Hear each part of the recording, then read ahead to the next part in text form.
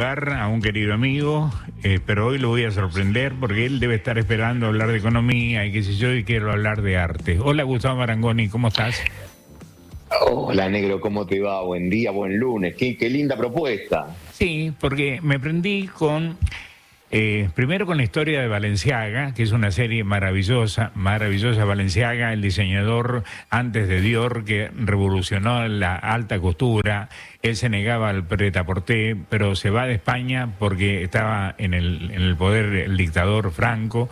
Llega a París, pone la Maison Balenciaga y llegan los nazis. Un hombre con poca suerte, como verás. Un hombre que se negó al prêt-à-porter. Él decía que era un artista, que no podía repetir 18.000 veces como querían los americanos un vestido. eh, pero la política siempre tuvo injerencia, y sobre todo el fascismo tuvo injerencia en la vida de este diseñador Balenciaga, que fue un pionero. ¿Por qué la política se interesa tanto por un diseño, por un sombrero? ¿Por qué?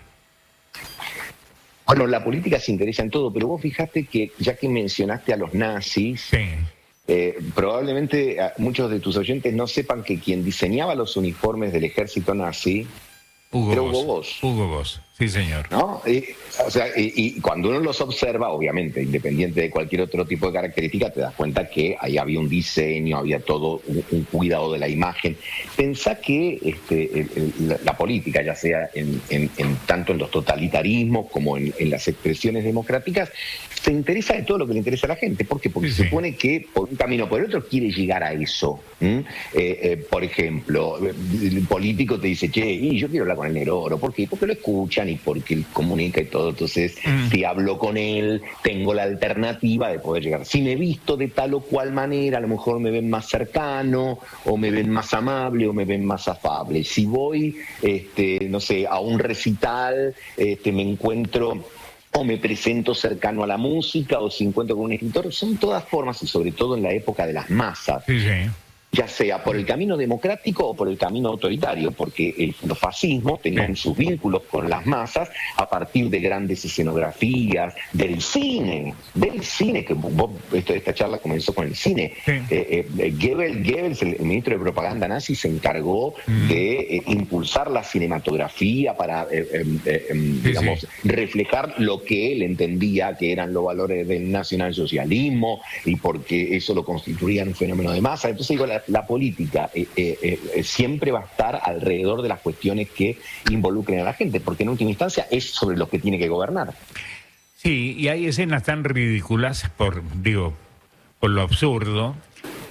Un jerarca nazi lo cita a la Casa de los Asuntos Judíos en París, que todavía lamentablemente existe, la Maison existe.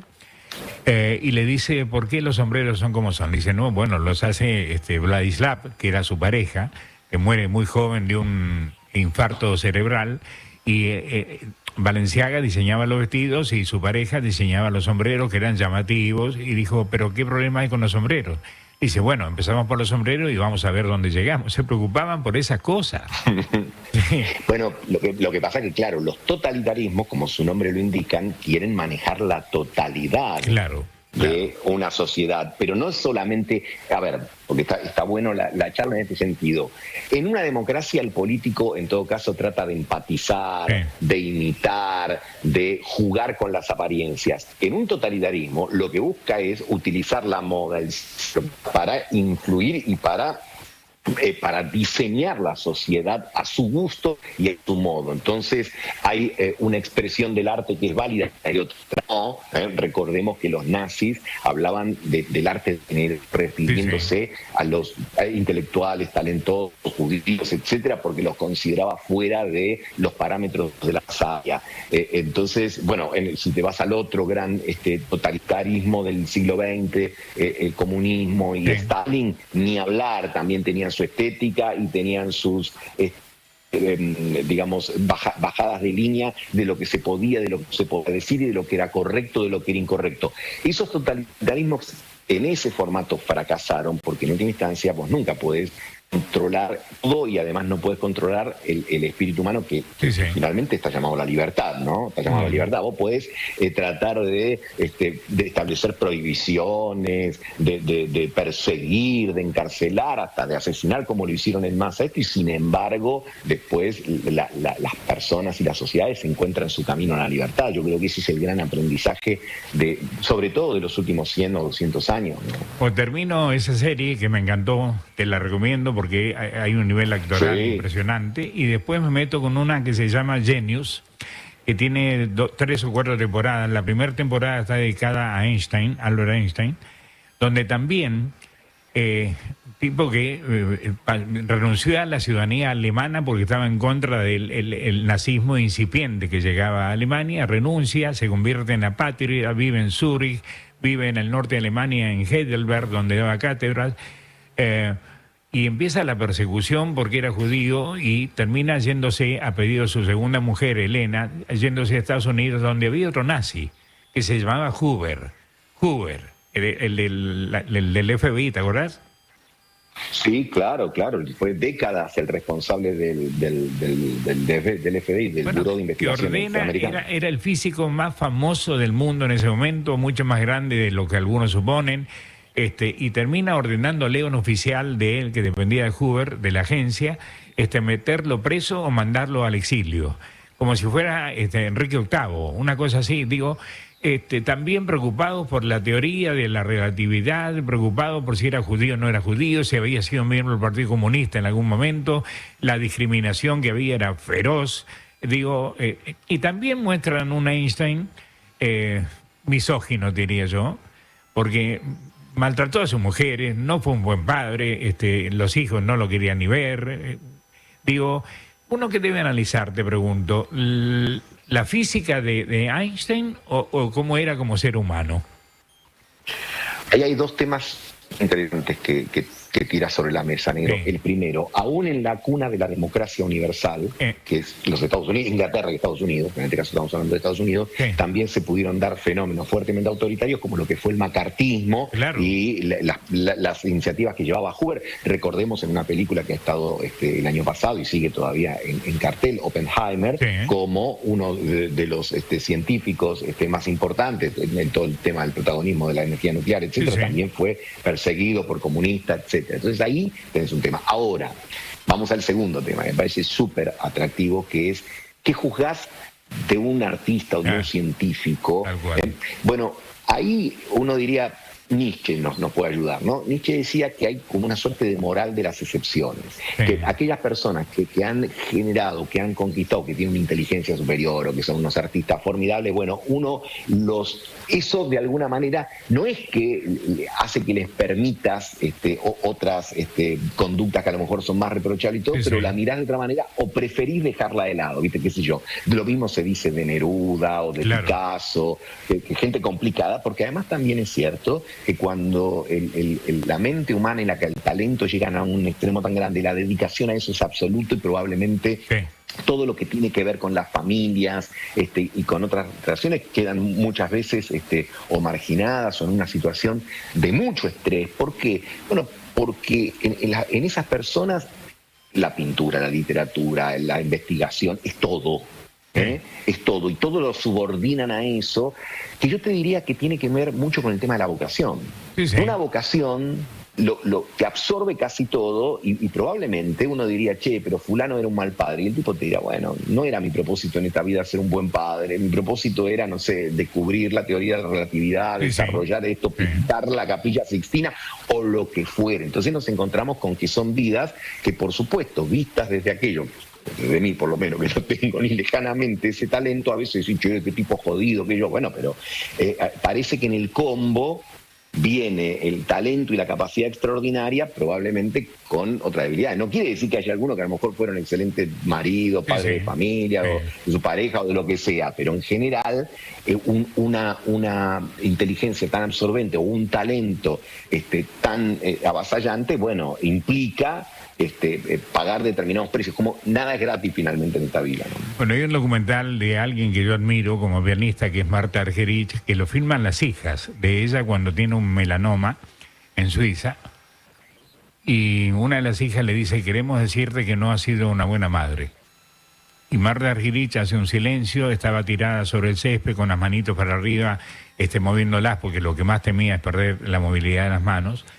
Y le dice, ¿ustedes suponen que es fácil ser Marta Argerich y buena mamá? No, no es fácil, ¿no?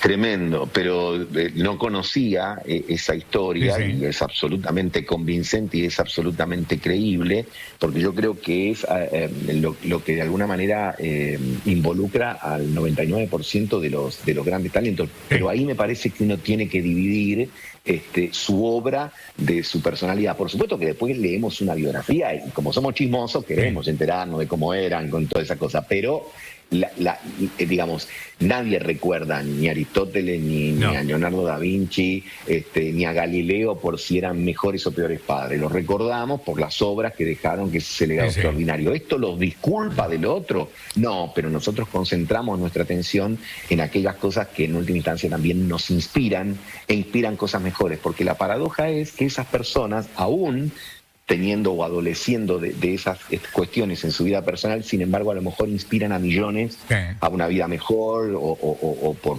insisto, por su arte, por su ciencia, por lo que fuere, ¿no?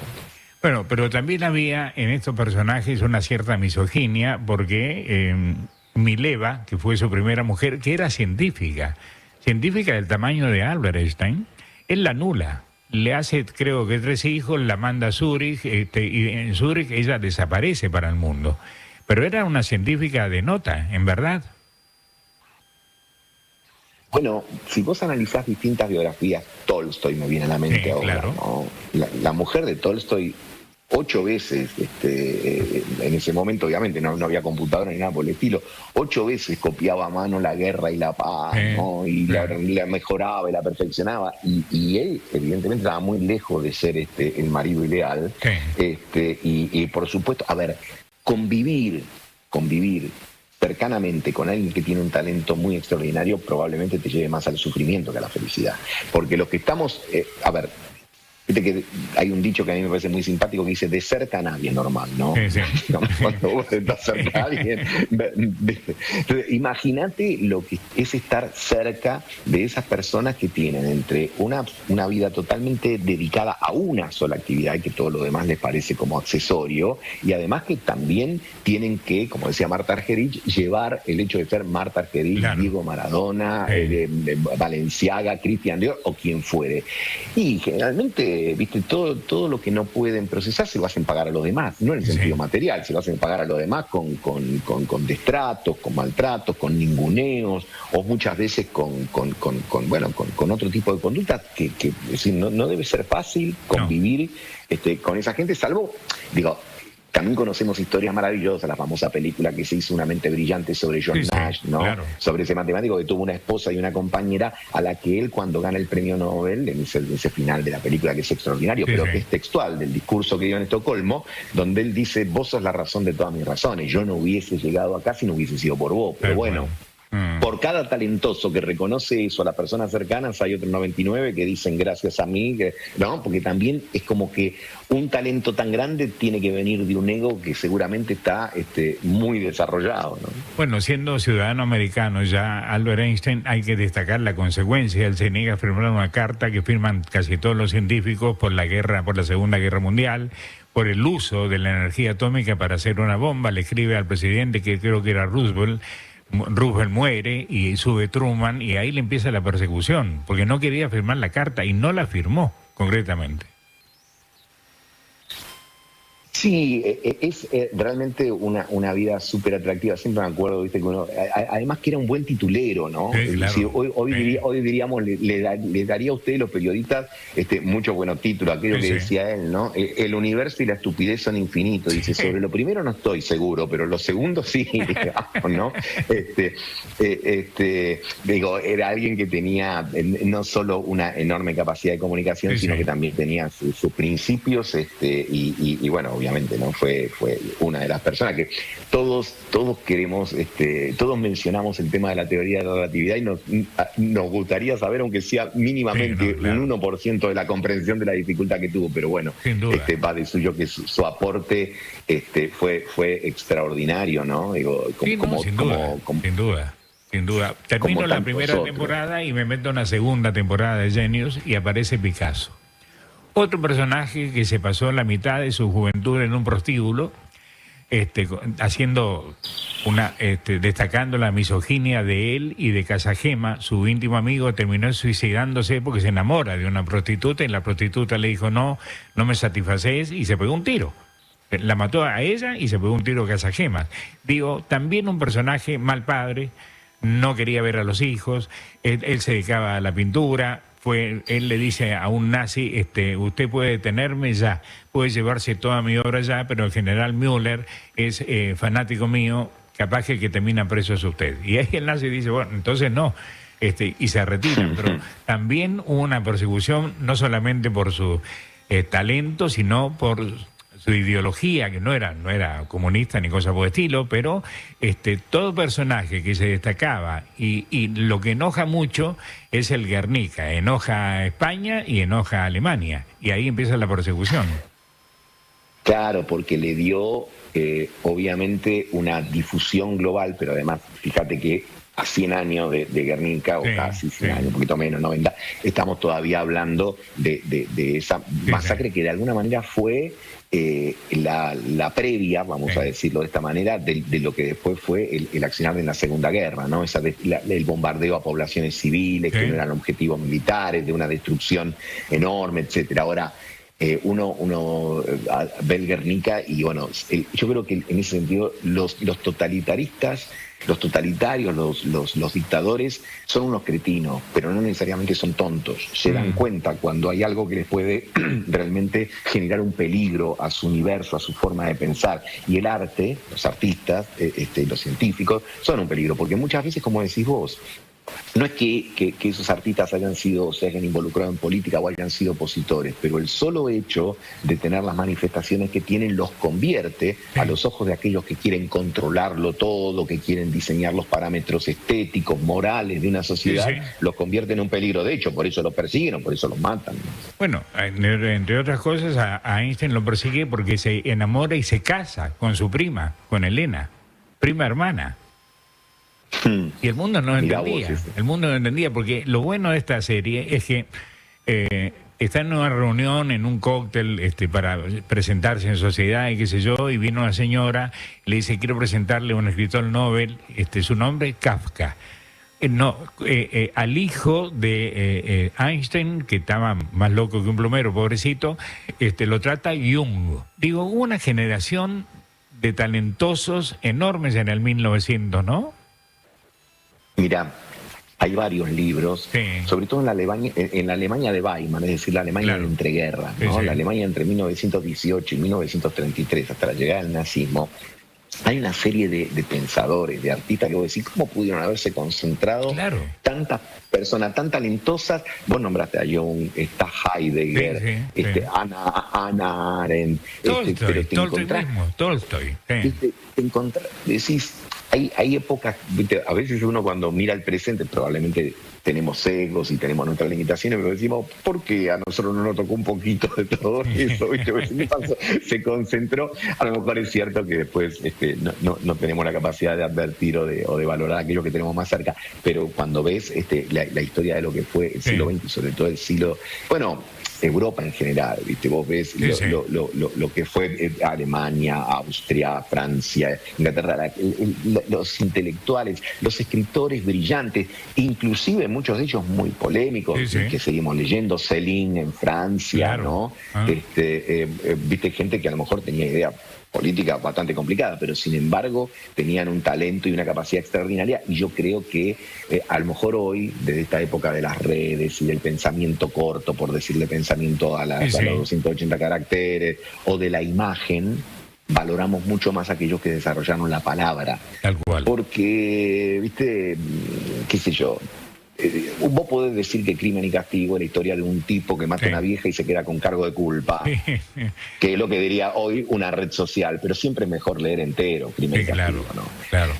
Y bueno, pero eso sentimos como que es algo que se va perdiendo, porque de alguna manera el hecho de contar historias, leer historia no me refiero a la historia en sí, como vos decís, novelas, series, cuestiones que no vinculen, yo creo que sigue siendo un elemento sustantivo para la formación y para completar nuestra humanidad, ¿no? Creo que la tecnología trae muchas cosas muy valiosas, no es que yo me ponga en contra de la tecnología, ni mucho menos, pero digo también, en esta idea de abreviar, en esta idea de privilegiar lo práctico, entre comillas, termina dejando de lado cosas que viste, que son absolutamente fundamentales. A veces que doy clases, mis alumnos me preguntan, ¿y esto para qué sirve, profe? Y yo le digo, mira, no te van a hacer un descuento en la farmacia si vos leíste Memoria del subsuelo de Dostoyevsky, pero léelo, que es valioso, ¿me entendés?